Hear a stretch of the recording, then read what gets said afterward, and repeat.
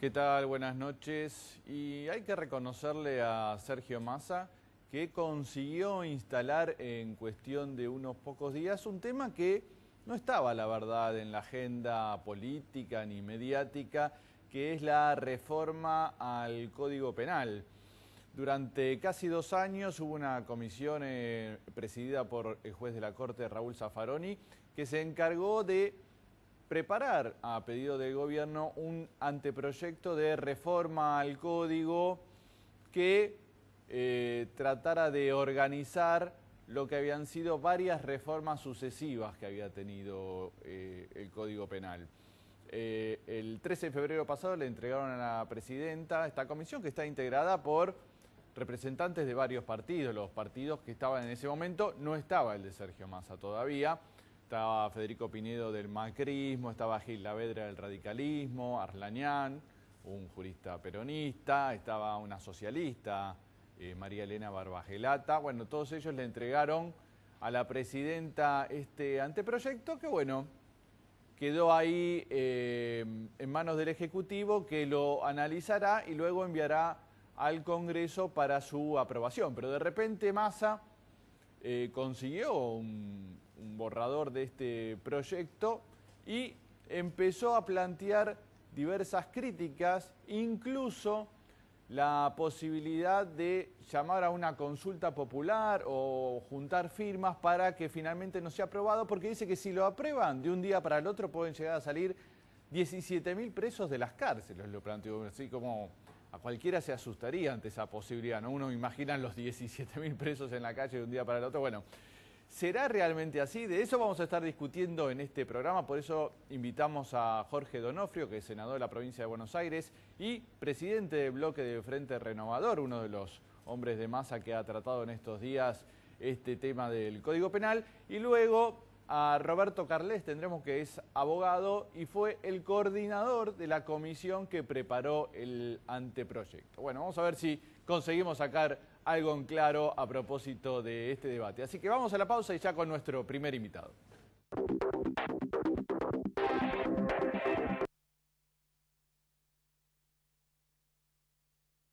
Hoy estás aquí y yo estoy feliz. Es como un cielo que ahora vive en mí. Oh, no. Lo importante es ver que estamos juntos.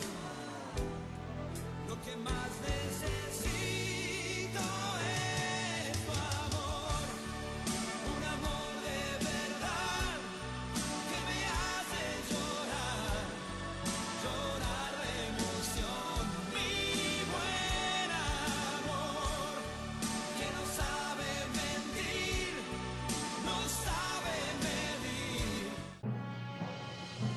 La generación y distribución de energía eléctrica es uno de los ejes centrales de la actividad de ENARSA, que está llevando más y mejor energía a todas las provincias argentinas. Estamos trabajando para mejorar tu calidad de vida. ENARSA Energía Eléctrica, aportando la energía, generando el desarrollo.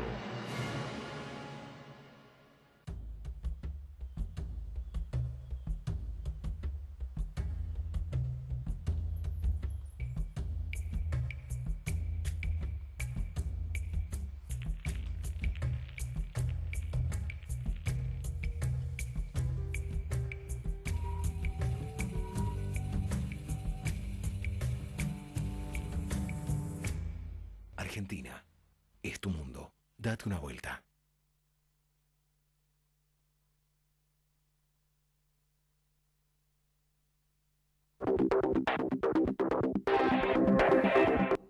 Muy bien, ya que estamos con Jorge Donofrio, senador de Frente Renovador. ¿Qué tal, Donofrio? ¿Cómo va? Buenas noches, gracias por invitarme. El juez Zaffaroni se enojó bastante con las críticas de Massa, dijo que casi eran indignantes para él. ¿Es tan grave el proyecto de reforma del Código Penal para ustedes? A ver, en principio creo que él lo toma como indignante porque nosotros tomamos una decisión que es, luego de haber masticado y estudiado en profundidad y con los académicos necesarios para entender de qué se trataba, decidimos volcarlo en un lenguaje llano para que la sociedad participe de este debate. Creemos que esto es tan importante que no debe solamente quedar en los debates de los claustros, sino que esto tiene que ser una cuestión que lo pueda entender todo el mundo y que sepa de qué se trata. Y sí, esta reforma creo que excede incluso el marco del decreto 678 por el cual fue convocada esta comisión, porque no modifica ni reúne toda la legislación que estaba por fuera del Código de Fondo, sino que cambia un paradigma del sistema penal argentino. ¿Por qué? Porque en esencia el doctor Zaffaroni se ha convertido en un agnóstico. Un agnóstico, él no cree en la pena, ¿no? Entonces todo este código apunta a que la pena sea la última ratio, ¿no? De hecho, baja en el 84% de los artículos que penan con los delitos, los convierte en escarcelables, crea 6 nuevos institutos. Esto es un problema casi ideológico, podríamos decir. Él no cree en la pena. Exactamente. Esto cambia filosóficamente el derecho penal en la Argentina, que tiene una construcción teórico-profesional brillante, y nadie duda de la capacidad intelectual ni de Zaffaroni ni de Arlanian. Lo que creo que van en contramano a la sociedad. Pero es raro porque la comisión la formaron integrantes de todos los partidos, ¿no? Sí, pero ahí te voy a hacer una corrección, porque mira, yo no vi que Arlanian, que representa al Frente para la Victoria, haya convocado al Partido Justicialista a ningún debate. Lo hizo él en representación de todos los demás y no le consultó absolutamente a nadie. Yo no he visto ni foros, ni congresos, ni reunión de dirigentes para tratar o aportar cuestiones al Código Penal. De hecho, sé que en la provincia de Buenos Aires no se está de acuerdo con esta reforma, y no voy a hacer nombres de nadie porque seguramente se expresarán en Bueno, en su radicalismo momento. sí se mostraron diferencias. Es cierto que a diferencia, por ejemplo, creo del Código Civil, que se hicieron muchas reuniones Sí. por distintos lugares del interior del país, en este caso no hubo, fue más, digamos, de estos especialistas que trataron la cuestión. Bueno, ahora después conversaremos con el coordinador de la comisión. Ahora, ¿cómo es esto que plantean que muchos presos podrían salir en caso de que sea aprobado? Esto es muy sencillo. Una vez que está establecido este código que entra en vigencia, ustedes saben que en la provincia de Buenos Aires y en casi todo el país, el 70% de los internos de las unidades penales son procesados y no condenados. Pero también es aplicable a los condenados. Acá es aplicable la ley más benigna. Entonces, si uno está procesado o está preso por un delito, el cual el nuevo código estima una pena inferior, automáticamente se va a presentar un recurso para que se revise la causa de cada uno, y si la pena es menor, acceder a la libertad. Esto va a traer dos cuestiones. Primero, este planteo. Segundo, un planteo de recusación del tribunal que lo está juzgando, que lo condenó, porque ya entienden esa causa. Entonces, lo que va a suceder es un colapso del sistema judicial, y que usted dijo 17.000, yo creo que son mucho más en la provincia de Buenos Aires solamente, que podrían acceder a estos beneficios y quedar en libertad. Y se lo digo en 2 o 3 ejemplos muy sencillos. El robo a mano armada, que hoy está planteado con una estimativa de pena de 5 a 15 años, pasa de 3 a 10, es carcelable.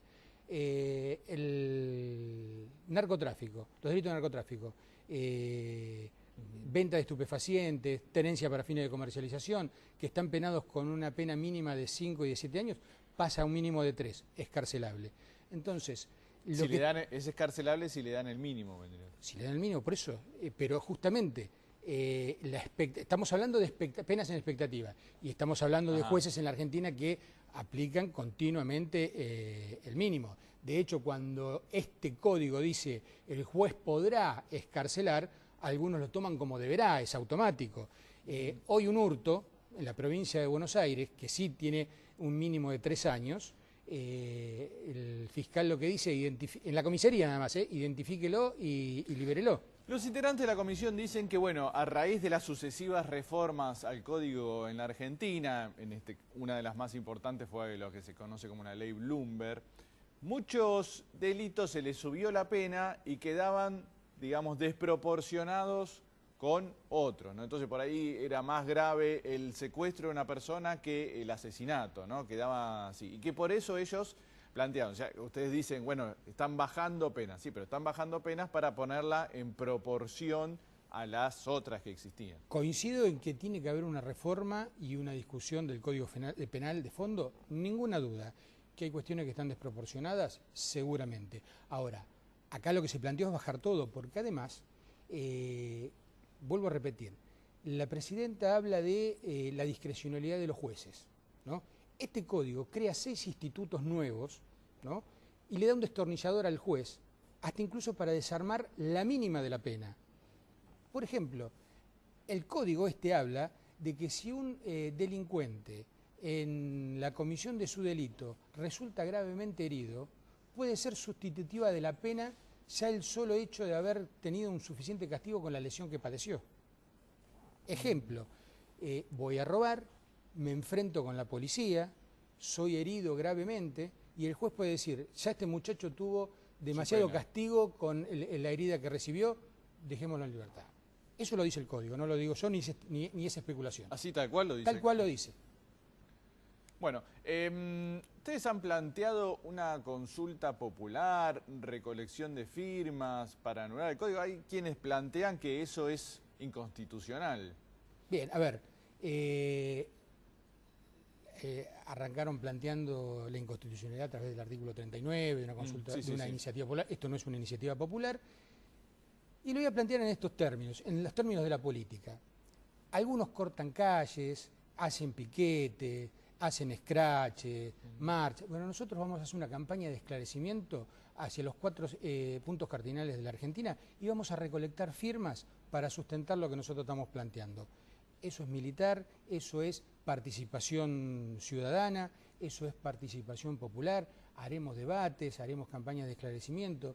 Nadie nos puede impedir que le participemos y hagamos conocer este código a la ciudadanía. Si eso les asusta, lo lamento mucho, esto es la democracia. Consulta popular no, entonces. No, nosotros estamos hablando de que, primero porque no tiene trámite parlamentario todavía. Claro. Esto es un anteproyecto, un borrador. Que puede ser modificado, estamos hablando. Primero puede ser modificado ahora por el Poder Ejecutivo, lo tiene en su poder, lo leerá. A ver, dudo porque en la carta de elevación de este anteproyecto también se felicita y se agradece la participación del ministro Alac y del viceministro Álvarez, con lo cual estimo que han participado también en la elaboración de este anteproyecto. Y después pasa al Congreso y obviamente se abre la discusión y ahí pueden ustedes incluso plantear. Pero todos sabemos cómo se maneja el Frente para la Victoria con las mayorías automáticas. Y esto es lo que empezó a entender el PRO y empezó a entender la UCR, porque en la trampa esta, ¿no es cierto?, que aprobamos en general y después manifestamos las disidencias, de buenas a primeras se termina el debate, se vota y se aprobó y esto es ley. Nos lo han hecho no una, muchísimas veces en el Congreso. Muy bien, Jorge Donofrio, senador del Frente Renovador, muchas gracias por estar aquí. Al contrario, gracias por la invitación. Nosotros vamos a la pausa y seguimos.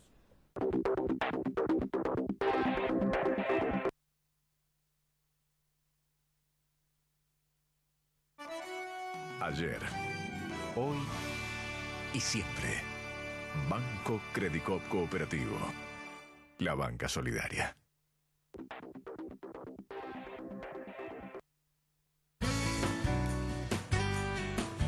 El mosquito que transmite el dengue se cría en nuestras casas. Para propagarse necesita agua acumulada y quieta. Por eso, tira las cosas que no usás, como neumáticos, botellas, latas y otros objetos en desuso. Da vuelta a los recipientes que puedan juntar agua. Lava los bebederos de tus animales. Poda patios y jardines. Destapa las canaletas. Cambia el agua de los floreros. Sin mosquitos, no hay dengue. 0800-222-1002. www.msal.gov.ar. Argentina, un país con buena gente. Presidencia de la Nación.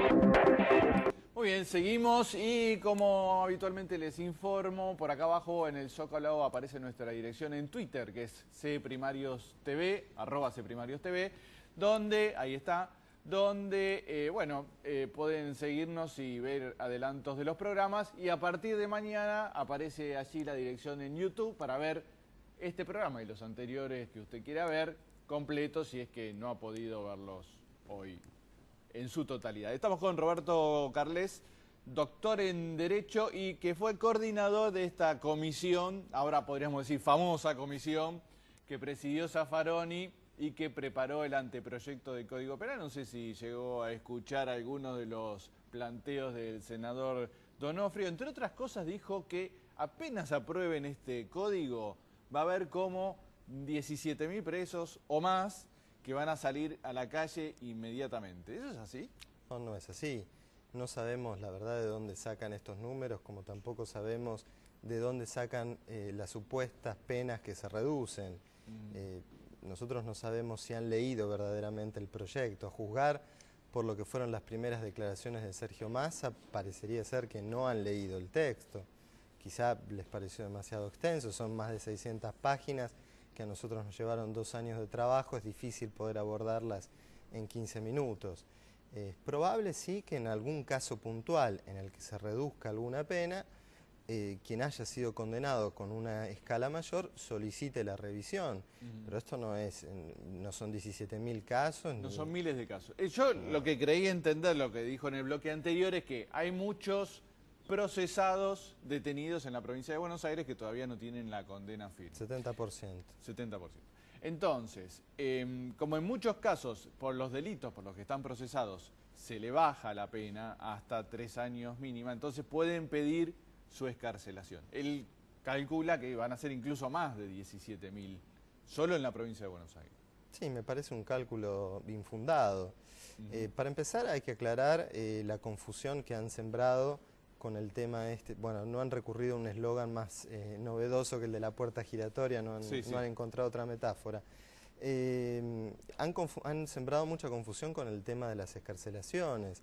Las excarcelaciones son materia de la legislación provincial, están regidas por los códigos de procedimiento de las provincias. El código dice la pena, no dice si es el código dice la pena, exacto. Entonces los códigos de procedimiento de cada provincia establecen los requisitos para que en cada caso un procesado pueda acceder a la libertad durante el proceso. Eso es la excarcelación. Ahora, si eventualmente algún delito pasara a ser excarcelable según la legislación de alguna provincia, debe ser cada provincia la que tiene que modificar su código de procedimiento para decidir qué delitos quiere que sean excarcelables o no. Claro. Pero ese no es un tema del Código Penal. Vamos a ir al principio un poco. ¿Qué fue lo que se planteó? ¿Por qué se planteó esta reforma al Código? ¿Por qué era necesaria una reforma? Bueno, porque no tenemos Código Penal. Por más que nosotros podamos ir a la librería jurídica y pedir que nos vendan un código, nos dan un librito, eso no es un código. Un código es un sistema que tiene más de 90 años, 93, en los cuales sufrió más de 900 reformas que alteraron por completo la sistematicidad y la coherencia que tiene que tener un código penal. Usted lo mencionaba antes, tenemos situaciones absurdas como que en muchos casos el secuestro tenga una pena mayor que la del homicidio. Entonces, ¿qué mensaje se transmite a la sociedad? Incluso para el eventual delincuente, yo escuchaba a algunos periodistas que decían hoy los delincuentes conocen el derecho. Bueno, qué peligro si lo conocen, porque si el robo con armas tiene una pena prácticamente igual a la del homicidio, parece que estamos alentando a que terminen con la vida de su víctima. Bueno, este fue uno de los temas. Y el otro es la proliferación de leyes penales especiales. Nosotros identificamos más de 400 normas punitivas dispersas en legislación de todo tipo, algunas leyes penales, otras leyes administrativas o la ley del vino, por ejemplo. Hay leyes insólitas que tienen delitos en su texto y que era necesario relevarlas y bueno, decidir qué hacer con ellas. Pasaron muchos casos que por ahí conmovieron a la opinión pública en un momento, se hizo una ley especial y ahí quedó. Después pasan los años y es medio incomprensible. ¿Sí? ¿Qué significa esto? ¿No? Claro, el ejemplo es la ley de antisecuestro de Belis de 2003, de junio de 2003, que ahí está la prueba. Por más que se hayan endurecido las penas en materia de secuestros, Eso no sirvió para salvarle la vida a Axel Bloomberg, que terminó como terminó lamentablemente en 2004. Sí, se reacciona ante la emergencia punitiva y se produce un descalabro general del sistema. Yo entré a la página, hay una página especial del Frente Renovador que hizo no a la reforma, no al nuevo Código Penal, creo que se llama .org, y dice, no, ¿por qué? Entonces decían, el narcotráfico va a ser escarcelable, el homicidio va a ser escarcelable, la violación va a ser escarcelable. Todo así plantean, y no, o sea, no es así o es así. No, no es así. Es una irresponsabilidad tremenda la del diputado Sergio Massa. Porque, bueno, en la sociedad todos tenemos derecho a opinar, incluso opinar sin saber, es legítimo. Pero cuando esto proviene de un diputado nacional que tiene aspiraciones presidenciales, es muy grave. No solo el desconocimiento del derecho, que sería ya grave de por sí, pero no es lo peor. Lo peor es que haya llamado, por ejemplo, versos de la teoría del derecho a la Constitución Nacional y a las garantías que prevé la Constitución Nacional. En un país que tiene la historia que tenemos nosotros, llamar versos de la teoría del derecho al Estado de Derecho que nos garantiza las pautas mínimas en las que tenemos que convivir en sociedad me parece gravísimo. Y por otro lado, pretender, nosotros no tenemos miedo a la expresión de la voluntad popular, sería fantástico que hubiera muchísima participación, muchísimo debate y que incluso se pudiera consultar. Pero bueno, las experiencias comparadas en materia de consulta, como se hace en los Estados Unidos, se hacen sobre temas concretos. Se pregunta, por ejemplo, Estado de Colorado, qué hacer con la marihuana, qué hacer con el aborto. No podemos tirarle por la cabeza al ciudadano común un código penal con 600 artículos. No podemos pretender que vuelva del trabajo y en lugar de disfrutar de su familia se ponga a estudiar derecho. Entonces, para eso están los legisladores que trabajen. Hay una de las críticas de Donofrio, era que, bueno, a diferencia de otro código, este no había sido abierto o a los partidos o a la sociedad. ¿Eso se discutió dentro de la comisión? Sí, bueno, es falso.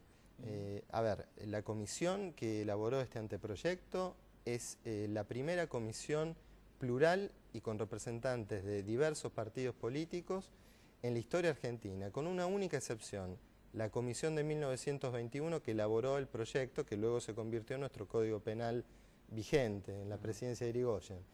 De manera tal que es ya de por sí un hecho histórico que el día en el que se celebraron los 30 años del retorno de la democracia se haya firmado un anteproyecto de Código Penal con personas de ideologías y de partidos políticos totalmente Sí, era distintos. llamativo esa foto, bueno, ahí veíamos las imágenes. Pero, perdón, en cuanto a la convocatoria pública, nosotros hemos convocado a más de 300 especialistas, organizaciones no gubernamentales y entidades de gobierno a que hicieran sus aportes y contribuciones.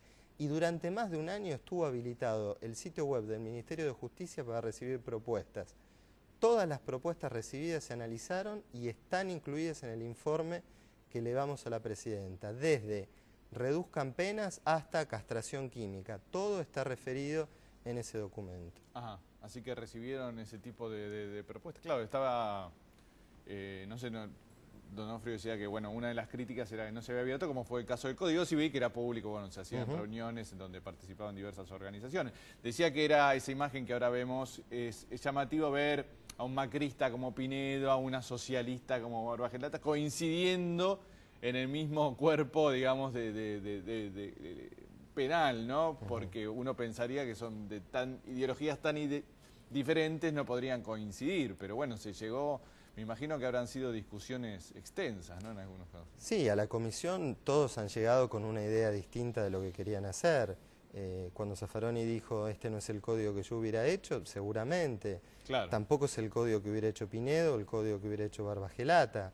Pero sí, tratándose de un tema tan importante para la sociedad, lo que se puso en primer lugar, la prioridad fue alcanzar un texto consensuado, en donde todos han tenido que ceder un poco y negociar, que en definitiva de eso se trata la política, ¿no?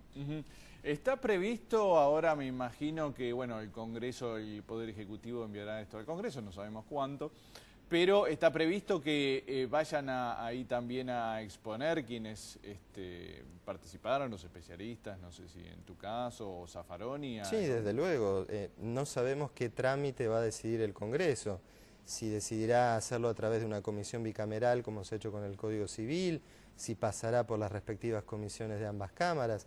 Los miembros de la comisión ya han manifestado públicamente que van a ir a explicar lo que haya que explicar cuantas veces sea necesario y estamos a disposición de los legisladores.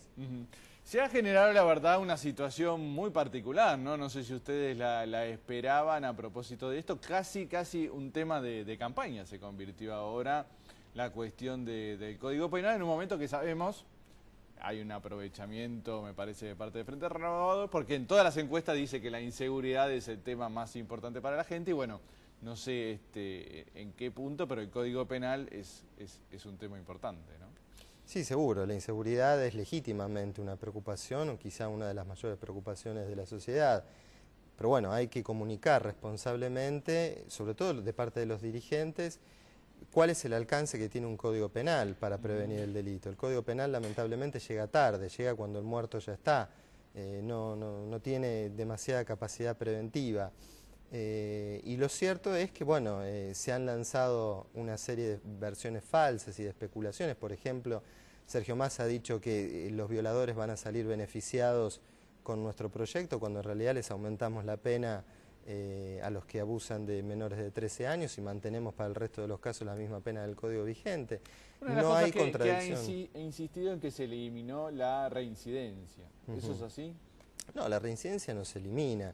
Lo que se corrige es el funcionamiento actual que tiene el instituto. Hoy la reincidencia funciona, que además ha sido declarada inconstitucional por la casación, el artículo 14 del Código Penal. La reincidencia funciona de esta manera: se le niega la libertad condicional al reincidente, es decir, al que cometió 2 delitos, no importa cuáles hayan sido esos delitos.